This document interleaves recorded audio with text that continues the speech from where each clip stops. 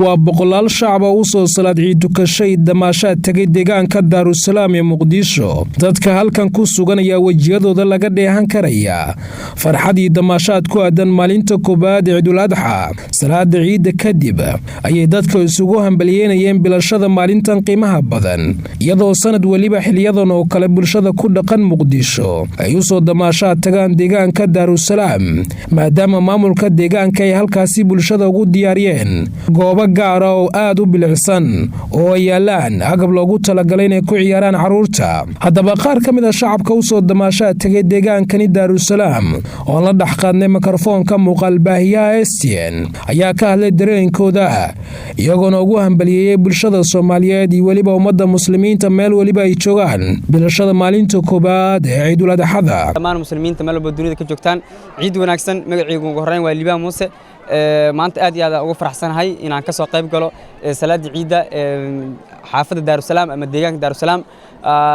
adinkan aad ugu maasantii STN sida quruxda badan aad ugu soo qayb gashay. adinkan laftirkiina aan kaga mahad celinayaa muslimiinta meel walba joogta. waxaan idin leeyahay ciid wanaagsan, kullu caam wa antum bikhair. sanadkan sanadkiisa kale bashbash iyo baraare iyo barwaaqo Allah noo gaarsiiyo. taqabbal Allahu minna wa minkum salih al-a'mal. dhammaan muslimiinta meel walba joogaan waxaan leeyahay ciid mubaarak, ciid wanaagsan.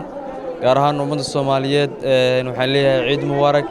ilaaha naga dhigo kuwii na gaarsiiyo ciidan ciideeda kala bashish barwaaqo. sidoo kale waxaan rabaa in halkan ka salaamo waalidiintayda iyo dhammaan bulshooyinta iyo asxaabtayda qaaskeena halka ka salaamo. waxaan leeyahay ciid wanaagsan, ciid mubaarak, kullu caam wa antum bikhair ayaan leeyahay. waxaan ugu duceynayaa muslimiinta inuu ilaahay na gaarsiiyo ciidan ciideeda kale mid bashbash iyo nabadeed ilaahay noo gaarsiiyo. muslimiinta dhammaan waxaan leeyahay meel kasta ay joogaan ciid mubaarak, kullu caam wa antum bikhair. al-ciid al-adha al-mubaarak.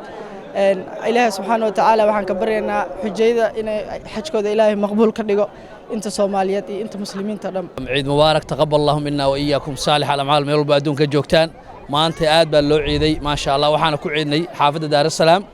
wax laga sheekeyn karo ma qofka inuu halka joogo maahe ma lagama sheekeyn karo. laakiin hadaa wax dusha idinkaga taabto khalqi Ilaahay baa iskugu yimid meesha.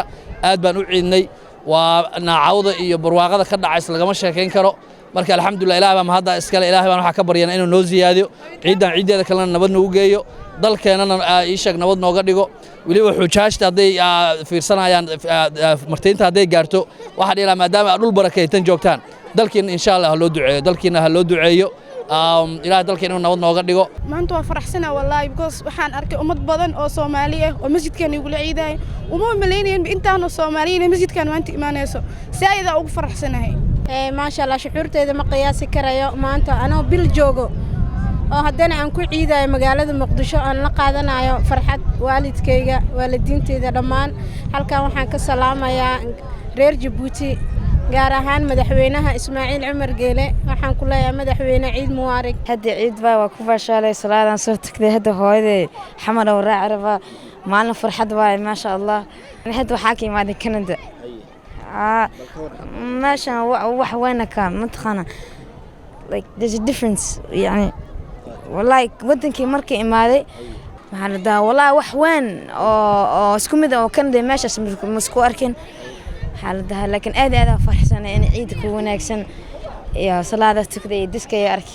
Samiir Cabdirasaaq Umar, wararka warbaahinta Star, magaalada caasimadda Muqdisho.